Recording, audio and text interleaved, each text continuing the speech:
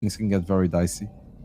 Yes, indeed. So it is a very important matchup for Drogo, and now we are loading into the map here in the top left-hand corner of the map for Raise Your Edge Gaming. It is the blue Protoss player, PtitDrogo.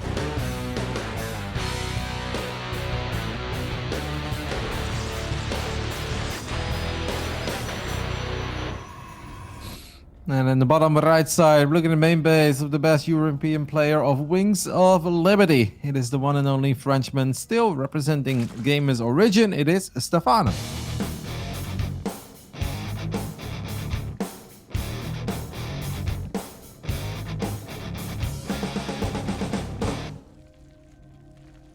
Right, so there is one thing here that makes me lean Stephano a little bit more than Drogo, and it is kind of that the meta has shifted a little bit, and I feel like Drogo is the type of player that is so very methodical in his gameplay, like maybe the most methodical Protoss that I know of, that he is super meticulous with his build orders. So if he is adapting to the shifting meta, I feel like he's not going to have everything as figured out as he usually would, say, months down the line.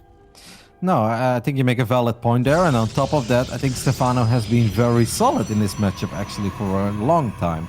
It was mostly his ZVZ, of course, that was holding him back for quite some time when he was making a comeback. And we couldn't really see how good Stephano truly was because Europe was always full of Zergs. A couple of Zergs have now fled to North America, so that's good news for Stephano. But yeah, there's still obviously quite a few of them, but this has been traditionally just a matchup that Stephano is excellent in.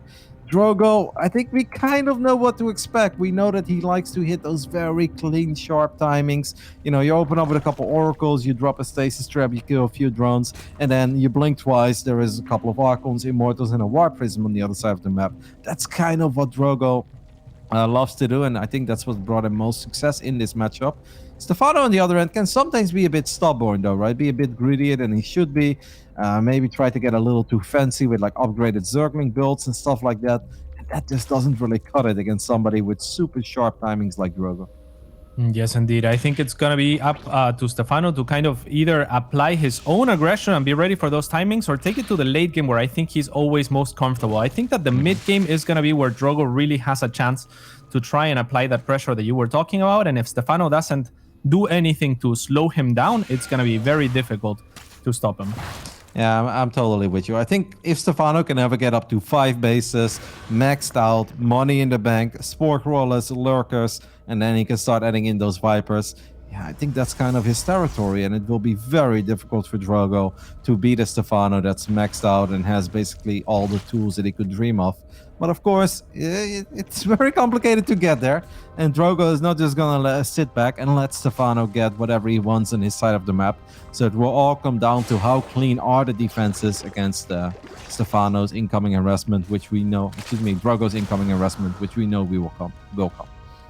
Yeah, most definitely. These two adepts are going to poke, but they're just going to stay alive and potentially be used to take the third so that the Oracle can move out freely on the map. So again, Drogo is very methodical. If Stephano can catch a wind of something, if he can maybe catch these adepts out on the map and slow down the third of Drogo, that would be what he's looking for. He really needs to throw a wrench into the plan of Drogo, though luckily for him, he will scout that Oracle on the way, which is to be expected, but the positioning is always nice to know. Yep, the Zerglings are a split second too late to prevent that Nexus from being warped in or potentially just pick up that probe. Those are things that make Zerg players very happy when you can catch that probe, because then you know another probe has to come. Maybe you can pick that one off as well. And then all of a sudden you have delayed that Nexus successfully for like a minute. And that will obviously have pretty big implications going into the mid game. Now, I gotta say I'm a bit surprised to see double Oracle into Void Ray. I don't really understand the purpose of a Void Ray in this phase in the game. Yeah, I guess it's just a preventive measure, perhaps, if Stephano was to go first. Oh, I'm surprised he's going after the Queen, actually, but maybe almost able to get it. Instead, he's gonna somehow also kill 4 workers. Very, very nice control from Drogo. I think the Void Ray is gonna be nice to clear the Overlords, and just in case Stephano wins something like Roaches. I like that he's not committing further into it, though. Yeah, still pretty expensive. I know Void Rays became cheaper and all, but I still think this is relatively expensive. If you just go single Oracle, I understand it, but I feel double Oracle is already very safe, as both Oracles are still alive. Drogo is always living on the edge with those Oracles, but he's damn good in finding damage with them. Now already 8 drones have gone down. I think that's a pretty good start, knowing that both Oracles are still alive. Yeah, as well as both adepts with Void Ray out on the map killing overlords. I mean, this is more or less exactly what Drogo wants, right? So now we're gearing up for that timing. There is charge on the way as well as +1 weapons. Do you imagine that Drogo is going to move out with this +1?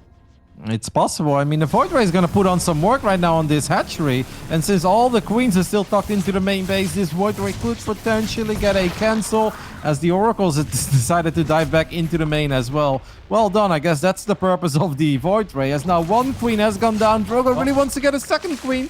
Doesn't get it, but he still keeps both Oracles alive, even though they've got like no HP.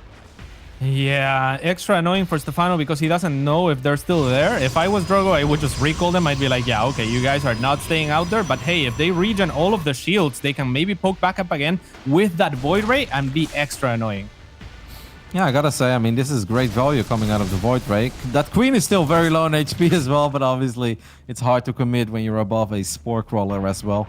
Yeah, well done. I mean, that Void Ray has absolutely paid for itself. Getting a cancel is massive, and now indeed, if Stephano would decide to build a ridiculous amount of roaches, then you can always use it defensively as well. So, well done by Drogo. So far, a very clean game by the Protoss. Yeah, there's really not much to be said on the side of Stephano. I mean, he's transitioning to what he wants to transition, but he has taken more damage than he would have liked. His creep spread is not where he wants it to be. Could be a little bit better. And he's getting scouted for the most part everywhere. So I would say everything's going Drogo as he takes a fairly aggressive early fourth as well. Yep. I really don't think you can ask for a better start to this very important best of 3 than what Drogo is having at this point. Templars are being wiped in, Storm is on the way. What I do know, if this game somehow doesn't go Drogo's way, I am pretty terrified of what's going to happen in game 2, because we know that Drogo struggles sometimes with his emotions. He can get a little fired up, and this is such a damn good start. He's playing awesome. He'll finally end up losing one of his Oracles, but not before picking off another queen. This is still really damn good, I'd say. Yeah, I mean, if we look at units lost, Drogo has 1 unit to the 21 of Stephano, nearly 1,000 resource difference this early in the game. Things are just going perfectly for I was gonna say for the Frenchman, but for Drogo. I mean, you wouldn't be wrong, Kat. That is true. Now, obviously attacking into a Zerg on creep can still be difficult, but we can see Drogo moving out. He's got Immortals, he's got an Archon in the mix, and he's got so much Storm to work with as well. I don't know how you defend if you're Stephano. Like, his units need to be in absolute perfect positions, as there's a War Prism heading towards the main base as well. Oh no, Drogo, that's a little early. It does live though, and that's the most important thing. That is true. He can warp in aggressively at the front now instead, but the possibility to go out the back is a little bit kind of removed with the Warp Prism taking so much damage. How do you feel about Storm with charge slots? Is it a little bit scarier to storm your army, or do you feel perfectly fine about it? It is, but I think Drogo just wants to kill this hatchery, and he's got a lot of surface area to work with. Look at these Zealots. They are completely okay with dying. Wow. He can't recall, though. He just recalled the Oracle from the back of the main base. So he is kind of committed to take these fights, and that's a lot of Hydras all of a sudden. But as long as Drogo trades here, it's going to be good for him. Yeah, Stephano already remaking the 4th on a different location. If Stephano can clear this comfortably, he's still going to be okay. Oh my god, this is already too bad, I think, for him, as Drogo continues to plow on through. And yeah, this is looking really rough. I mean, killing the base was already kind of annoying. It opens up for Drogo to take more engagements. But for a second there, I thought, okay, if Stephano clears this, he's back. Yep, and I actually thought he was going to, but then more Archons showed up out of nowhere. A few more Zealots showed up as well, and Drogo is just not stopping. These Hydras, nowhere to run, nowhere to hide. They are going to be forced to take the fight against this Protoss army eventually. But that Warp Prism, it's so important it didn't go down, because look at how many additional Warpins have taken place ever since. And even though the supplies are evening up, Drogo is 14 workers ahead. He's a base ahead, and I think he can still do a little more damage. Yeah, I really love this from Drogo. A true masterclass of PvC. We'll see if Stephano is able to stabilize after this, but this game looks all but over, to be honest. It's going to be so very difficult to climb back out. Drogo with even 81 workers, right? So it's not like he's, super committed here. Yeah, there is one tiny problem for Drogo, and that is that he doesn't know this hatchery is up on the bottom side of the map. So he may just see this as Stephano being dead struck on 3 bases, and he's like, okay, this was just fantastic. Let's build up another army and then go for it. But we also saw him build Stargates and a fleet beacon, and all of this was great. But if you don't follow up in the next 2 minutes, well, then we're still heading into the late game. And everything we said about, Stephano's late game ability is still very true. That is indeed very true. If Stephano can somehow situate enough bases, I mean, he will have lurkers for defense, but he's gonna have to pull out resources out of somewhere to make some more spores and to get those Vipers out. There's so much that he wants right now. Whereas Drogo is gonna have kind of just free reign for the carrier transition, and it's a strong transition with a 5th base on the way, faster than Stephano.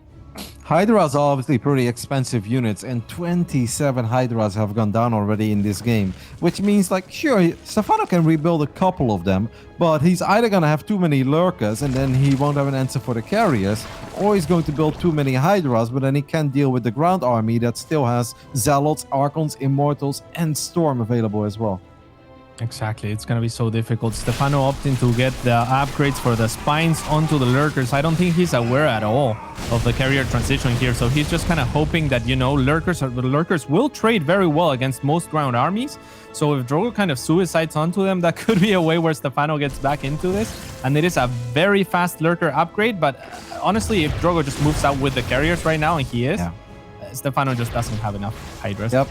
I love the pace that Drogo is playing at. He's not slowing the game more down than he should. So he's going to try to trade again. Running into lurk is always a bit scary upper ramp, but at the same time, there's a lot of Zealots walking towards that super exposed hatchery on the bottom side of the map. No spine crawlers, no units in position, and Drogo will once again find economic damage. Yeah, a small squad of army will answer for Stephano. I think this should be the green light for Drogo to take on an engagement with the carriers onto the rest of the Hydras, but instead he's gonna sandwich this army and make sure to clear it. So it's kind of like the safe way to go about it. He instead is gonna get surrounded, and the storms are good. I mean, even just the carriers without storm, I'm not sure if that would be enough, because the Hydras are just not very good against the carriers. All of them survive with taking no damage yet, as well as the Immortals, and it's looking rough for PtitDrogo. Well, I think Stephano, rather. Yeah, exactly. I think Drogo should just keep fighting. He's got more carriers showing up. One of them is very low on HP and may eventually fall. Nope, he even saves that one, and that means that Stephano is going to lose 4 or 5 additional Hydras. 11 Hydras against 6 carriers. That's not a fight the Zerg player wins. Yeah, and Drogo taking a 6th base behind this. I mean, he's not slowing down on that front either. He's saying, okay, clear this, somehow. I don't know how, clear this. I don't even care. So, yeah, just a massacre, really. That first game, nothing going in favor of Stephano. Nope, but a super good performance by PtitDrogo. The Oracle control, that's second to none. You really can't ask for much more than that. It wasn't one wave, it wasn't 2 waves. He went in like 4 times before he finally lost one, but killed 12 drones, killed 2 queens, and that Void Ray that I was a bit confused about. I was like, what does the Void Ray really add? Like 5 minutes into the game, you're already safe, so it's not a safety Void Ray. Well, he used it to get a cancel on that 4th hatchery, and it may only be like 40 to 50 seconds that he slowed it down, but that makes a big difference because that is what allowed his follow-up push, the one with Storm and the Warp Prism, to be so much more effective. Yeah, and it's so difficult to deal with both air fronts, especially because, there's only 2 queens at the main. How do you have more queens back at the 4th to deal with the Void Ray at the same time, right? And they're very far apart bases. So Drogo just tactically, I mean, he was all over the place doing everything that he needed to do. I talked about how Drogo maybe doesn't have a build that's super refined for this patch, but he kind of just used an old build and added a Void Ray, right? Like it's like a very slight alteration here, but it's working wonders. Yep. No, I loved it. And I think the macro at home was very clean as well by Drogo. There was maybe one moment where he was floating some resources, but they were fighting non-stop and he was getting very good trades, knowing that these trades would always work out for him based upon the amount of economic damage he already dealt, first with the Oracles and then with the follow-up push as well. You know what's crazy? Is that this game was like 0.2 seconds away from being completely different. Imagine if Drogo sends that Warp Prism just 1 inch further into the main base. That Prism dies, the push doesn't do what it does, and we're probably still casting a PvZ split map scenario right now. I guess the plan was to just drop like 3 Zealots in the main and then use the Warp Prism with the main army, but that almost completely backfired, because if he would have lost that, there's no way he could commit the same way as he did this time.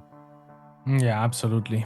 I mean, that was such a strong attack regardless. I feel like if he killed that 4th, he was already happy, but given how the game had gone up until that point, I mean, Stephano was in recovery mode the entire time and he just couldn't catch back up. Now we have Lightshade Roddy. Do you think Stephano will be the one to aggress first here? Stephano doesn't do too many cheesy builds in general, I'd say. Even though I said that and he did cheese me a couple times and I was very upset. But What did he do? I forgot. I think he Baneling busted me or he Roach Ravager all in me very early game. I was like, oh, come on. Do you really need this, Ilya? Have to keep you honest, Rotti. I was like, ah. All right, guys, here we go. In the bottom right side, we're looking at the main base of the man who is still undefeated in this group stage, but he's trailing in this best of 3. Down 0-1. It is Stephano.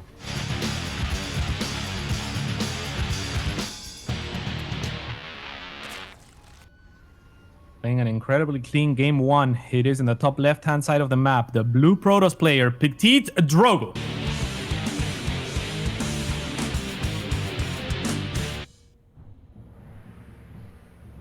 That first game got to be a massive confidence booster for Drogo.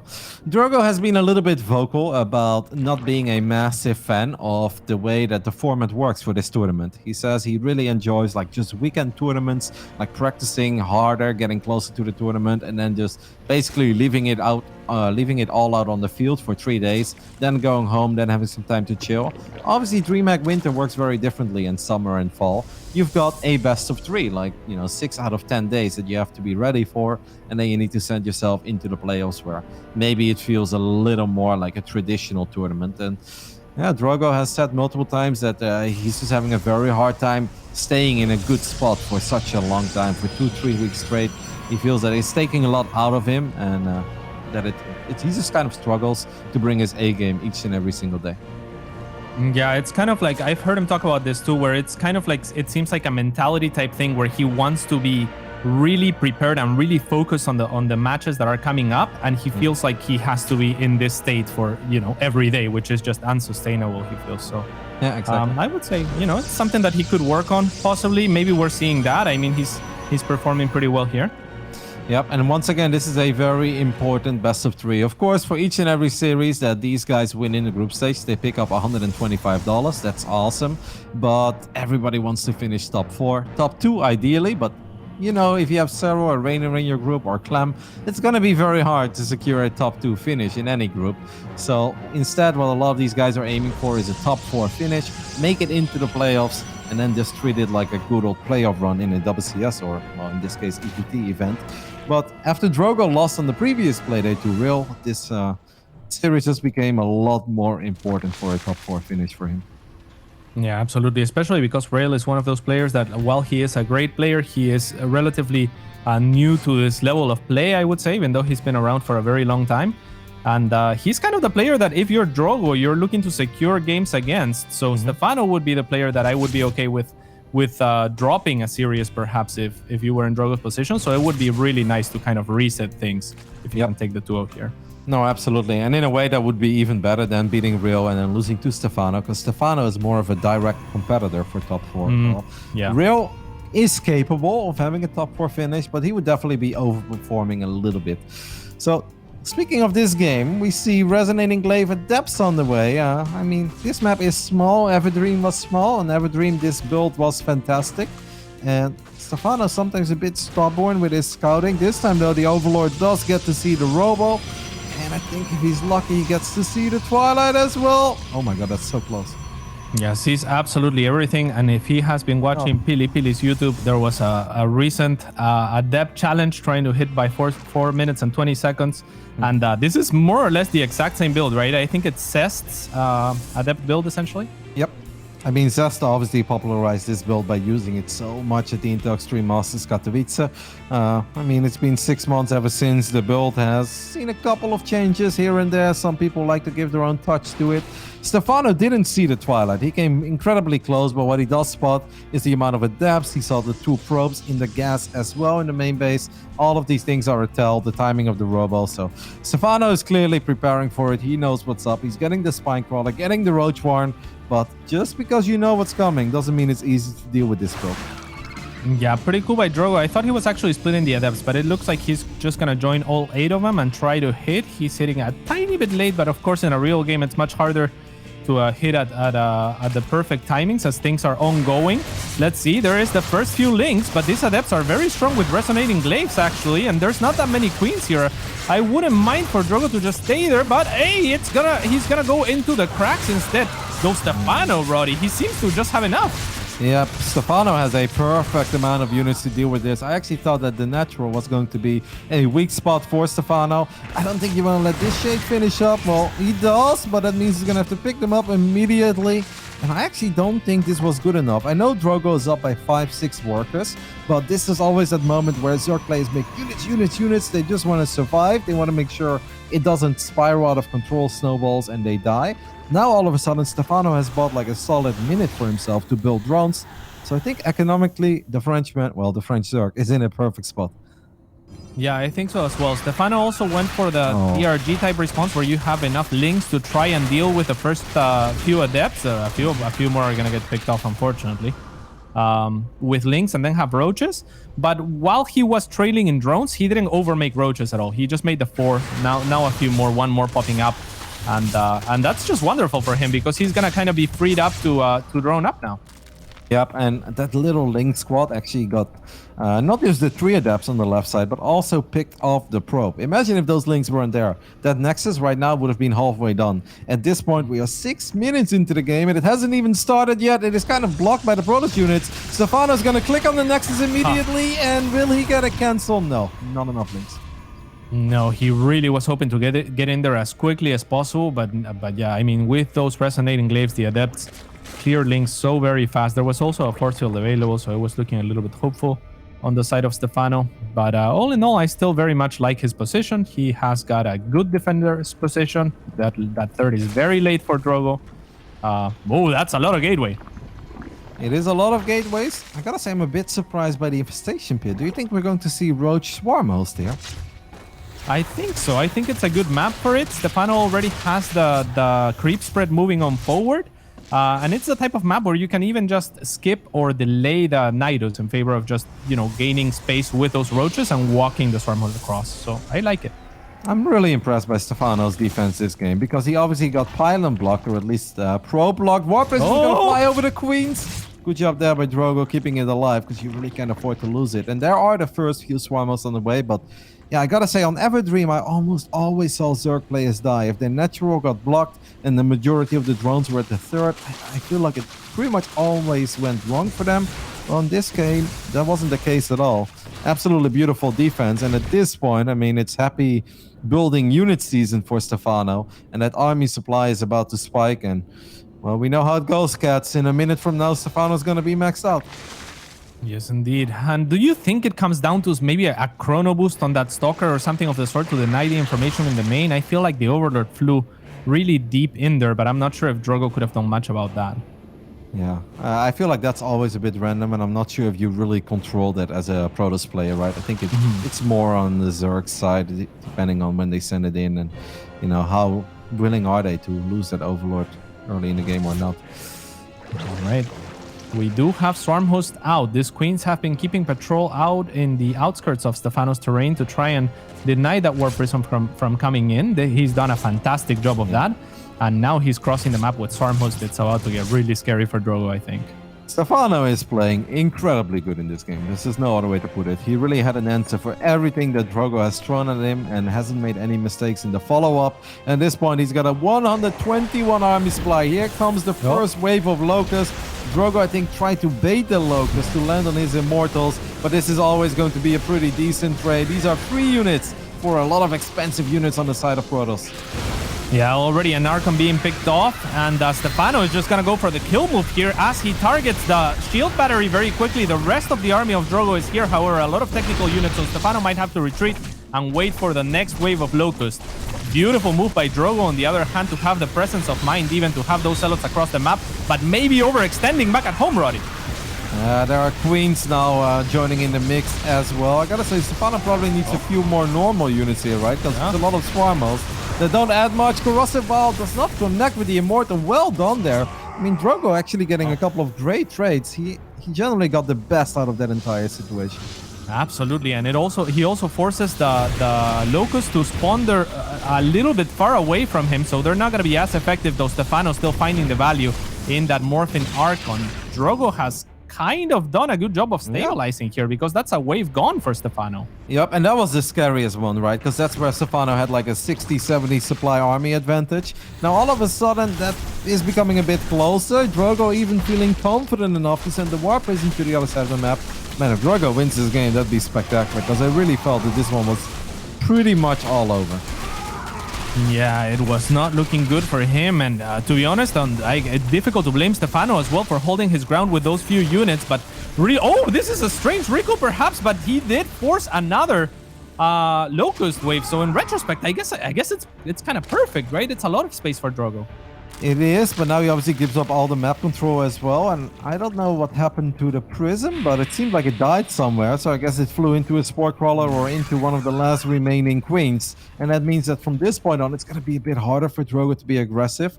I mean, he's still so far down in army supply, but he knows it, and that's why he's so far out on the map, because he's like, I just want to make sure that those Locusts are not landing on top of my units anywhere near my probes, right? If you want to land Locusts, that's fine, but you're going to land them in the center of the map. Yes, indeed. That is very important for Drogo. Stephano finding a nice cliff, but actually nice spotting Zealots here from Drogo. Will attempt at being cleaned up by one of those Swarmhosts firing their Locusts. At the same time, an attempt at a run-by on the north gets deflected from Stephano as he moves to try to take Drogo's third. This game is just wild. Look at the minimap. There are armies rotating all around each other. The Locusts have landed in the center. And one Archon goes down and a couple Zealots. That's about it. But on top of that, we have a massive Roach attack on the left side that's going to probably take out this base without any issues. Gets an Immortal for his efforts as well. And now Drogo knows that he also needs to deal some damage on the other side of the map. Yeah, these 4 Zealots might have something to say about those Locusts, and Drogo is finding indeed some damage. Remember, there's not much of an army back here at home from Stephano, so he is having to pull back. If Drogo can actually kill this base, and is there a recall available? I don't think so. I don't think so either, right? Because he just recalled in the center. Yeah. I know recall doesn't have a very long cooldown, but I highly doubt that Drogo can already recall. So Drogo will take out 2 bases for this move. But if he ends up no, the Locusts land on the low ground on a Zealot. That's a big mistake by Stephano. It's just 14 seconds to the next recall with this force field. He can buy time, but I'm not sure that Drogo's paying attention to the timer on that. Those Immortals could definitely focus fire at least this lair and kill it, and that is exactly what Drogo's gonna do. Recall is now ineffective as the units would die anyway, but hey, look at that. Look at the map. That's wonderful. Yeah, I mean, Drogo just took out 3 out of 4 bases, so Stephano is now a 1-base Zerg, but obviously lost one of his important bases on his side as well. There's no armor. He just recalled something. What did he recall? Oh, a random Immortal in the center of the map. Okay, well, Drogo knows that the storm is coming, and if Drogo just holds here, I think he's going to win the game because he's got +3 finishing up as well. Stephano activates those Locusts very early, way too early if you ask me. Yeah, way too early indeed. His main army was still good enough to fight a handful of Zealots and mostly Archons. Still, the Locusts are doing decent damage. Stephano going after the battery. He's going to have to focus fire each one of these Archons if he's going to stand a chance. But so far, so good. And Stephano seems to be breaking through. This is such a close game, Roddy. Yep, it is very close. I know the army supply doesn't make it look close, but because of all the damage that Drogo did, this really became a very close fight. But in the end, it is enough for Stephano to tie off this series. Oh my goodness. Like, I know it was like 80 against 20, but a lot of that is in Swarm mode, and he lost 3 out of 4 bases. So if Drogo just successfully holds there, he will most likely win the game with the upgrades that he had and with the units he was working with. Instead, we're gonna head over to a very quick break, and after that, we'll be back with Stephano against Drogo, Game 3.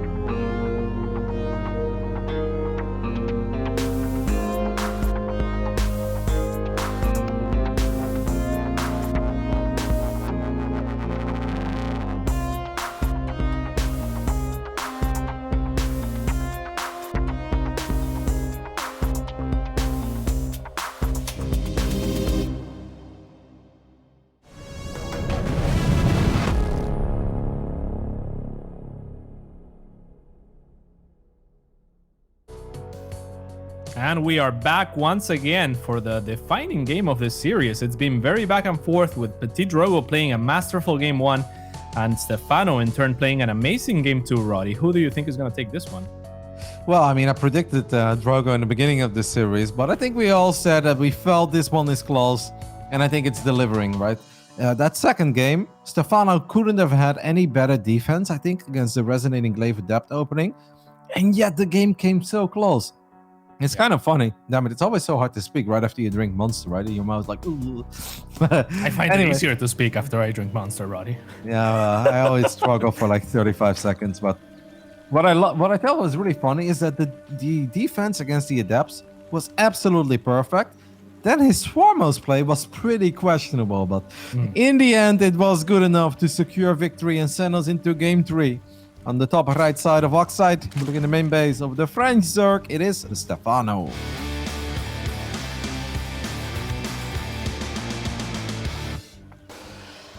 Bottom left-hand side, the man playing a very beautiful game 1. Can he repeat it for the closing match? It is PtitDrogo.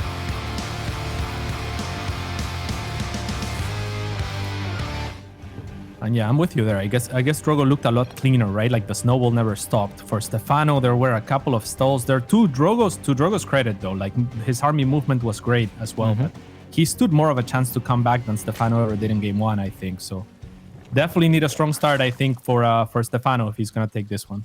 Yeah, I think it's so funny because we've been watching this matchup for the last 10 years, and it feels like a lot of the openings of Protoss are, you know, not predictable, but we've all seen them before. But it's just sometimes they still start off a best of 3 and they get so much done with their initial oracles, and it's just like, it's hard to really pinpoint what makes the difference between a good start and a bad start, because oracles is oracles, right? But I don't know, it's just so funny. It just always feels that if the first oracle gets a little bit, then the second oracle just gets even more, and then it already feels like we're casting a Protoss game. Well, if Protoss just doesn't get anything done, then it always feels like we're kind of casting a Zerg game. Yeah, I'm completely with you on that. And one thing that Drogo did that was really cool was in the first game, he kept his units alive for so very long, right? Really never risking those Adepts, and then eventually finding the damage with the Oracles. And it was just a masterclass in Oracle control, I think, in that first game. He goes after the Queen, and then somehow he also managed to kill 4 drones. You got to click on the perfect drones that are close to the mineral line to not go into the Spore. It's just a very difficult unit to control, the Oracle. Yep. And we do see the Stargate being the tech of choice for Drogo in Game 3, and I'm not super surprised about that. Why not go back to what worked for you in Game 1? Even drops a very late pylon here to slow down the third. I'm not exactly sure if that's worth the 25 minerals, but hey, maybe it is. Yeah, I don't think he saw the 4 circlings. I don't think he drops it if he knows there's 4 circlings there. I think he was maybe trying to buy time for this Adept to continue on denying that third, and that could have been a Protoss game that we would have been casting. Yeah. Instead, it's kind of even so far.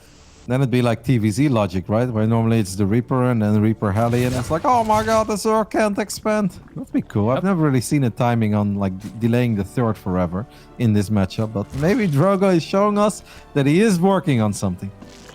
Yeah, most definitely. I mean, I think it's part of it is just kind of a small gamble, right? Has Stephano already made those links, or is he being a little bit greedy in the timing of them? So Drogo just checking things. This looks a lot like game 1 so far. I would even go as far as to expect a second Oracle into a Void Ray. Yeah. I mean, actually, if Stephano would take his 4th base below his main, that's actually very far away, right? Like, I know it looks close on the minimap, but it takes a long time for queens that are in the main to secure... I guess you don't even have creep there. So, yeah, there is a chance that it is double Oracle into Void Ray. But Stephano could also just take maybe the base on the top left side. And I think that's a little bit harder to cancel for the Void. But we will see. Yeah, I'm really interested about it. I have to admit, I'm not a big believer in those builds. I don't think you can really pull that off over and over again, because it all comes down to queen positioning in the end. But hey, it worked great the first time. And this Spore Crawler isn't done yet. I don't know how, but Drogo once again gets a perfect start with his Oracle. Yeah, I mean, maybe Stephano was hoping that Drogo would wait for that second Oracle. I'm not sure how much they have played in recent history, but 6 workers off of the first one is already amazing. Yeah. And the second one is just cutting reinforcements. Look. You just don't see that very often anymore. The first Oracle getting this much damage, and the second Oracle picking up 3 kills as well. This is a fantastic start for Drogo. Everything he could wish for, and perhaps even more than that. Yeah, and I love the way that he uses these adepts as well, because he never commits with them. He just uses them to take the third safely later, and it is just so beautiful. It's so methodical. Like this is Drogo in a nutshell, and everything has started going his way this game. Can Stephano do something to stop him? I don't know. Yep, that Void Ray is doing the same thing as it was doing on Death Hour, and that is pick up the first Overlord that's on this side of the map, then maybe find a second Overlord that's on Stephano's side of the map, and then potentially delay that fourth base. Stephano must have learned from that though. Like, I wonder what's going to be the adjustment for Stephano. Yes, indeed. The Oracle's trying to pick off as many drones as they can, just transferring over. The Void Ray will make its way towards a different area than the Oracle. So it seems like this is something that Drogo really likes. It's just kind of to split that queen attention. And he's actually gonna spot the fourth base of Stephano before it even goes up. Right, like the intention of a fourth base. Mate, literally everything is going perfect for Drogo. One of his Oracles survived in the main base with 1 HP. Like, you can't really make this... Oh, no, the other one is taking a lot of damage, but that one will too live with 16 HP. The Void Ray flies to the other side of the map, and the only two active crew tumors Stephano had, they just leaped forward, so the Void Ray cancelled those immediately as well. And then the cherry on the cake was just getting the drone that was being sent towards the top left side. It doesn't get much better than this for Drogo. It really doesn't. The one thing that I think Drogo could have done better is on the retreat with those oracles. He should have realized what he ended up realizing now and bringing them back to deny the fourth, knowing that his Void Ray was already at the other fourth and that Stephano wanted to take a fourth because he saw the drone moving out. So that would have been cool. Yet still, he's denied the fourth a great deal, and he's made things very, very difficult for Stephano thus far, who is going back into those Hydras. If you're Stephano, you kind of know what Drogo's game plan is to a good degree, right? Like, it's kind of like a mirror of game one, but what do you do? Yep, but, well, apparently what he does is skip the roaches and just make nothing but Hydras. And Hydras, actually, they work in very funny ways, because you don't really need something to tank for them if they are just standing there in a very big ball. And the only thing you really have to worry about is Storm, because then you kind of micro against that. I mean, the game has been perfect for Drogo. When I say perfect, I mean actually almost perfect. He just lost his first unit. But up to this point, he killed 19 units, only lost a single probe.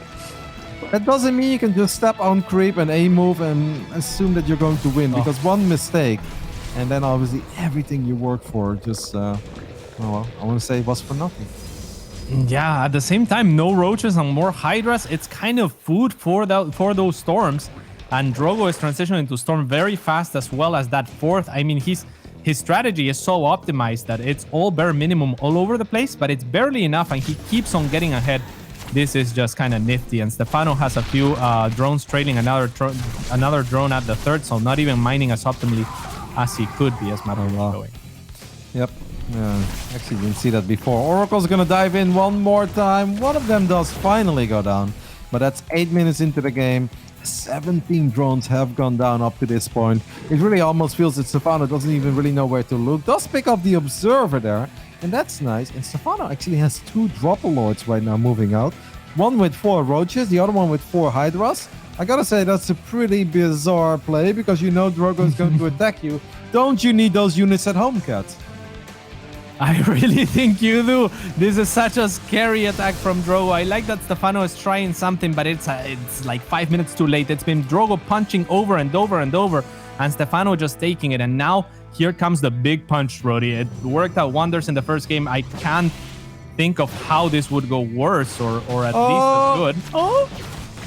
Okay, one Hydra dies inside of the Overlord, but at this point, Drogo still has that Prism on the right side, which he used to warp in a couple of Zealots that are now attacking the fourth base, and then obviously the main fight. There is so much Storm available. This shouldn't go wrong for Drogo. It really shouldn't. I think Stephano is gonna need to drone pull a little bit sooner rather than later. He is sitting at a very beautiful concave, but this is the worst possible place for Drogo to engage, but he just has so much, he doesn't even care. Nope, Drogo can just spam Storms, keep that army at bay, and at the same time let the Zealots do what Zealots do best, and that is just destroy bases without even really looking at them. Nothing but Storms, and Drogo may lose this army eventually, but not before killing a lot of drones and taking out the fourth base, and I think that's all that he really needs to do here. Yeah, it looks pretty over. These Archons are gonna morph and, you know, kill whatever they can before they die. The supply can be a little bit deceiving as Drogo doesn't look as in command as he really is. But I mean, when we look at the map, this base is about to die. Drogo has way too much. He has done it. And looking pretty much like a mirror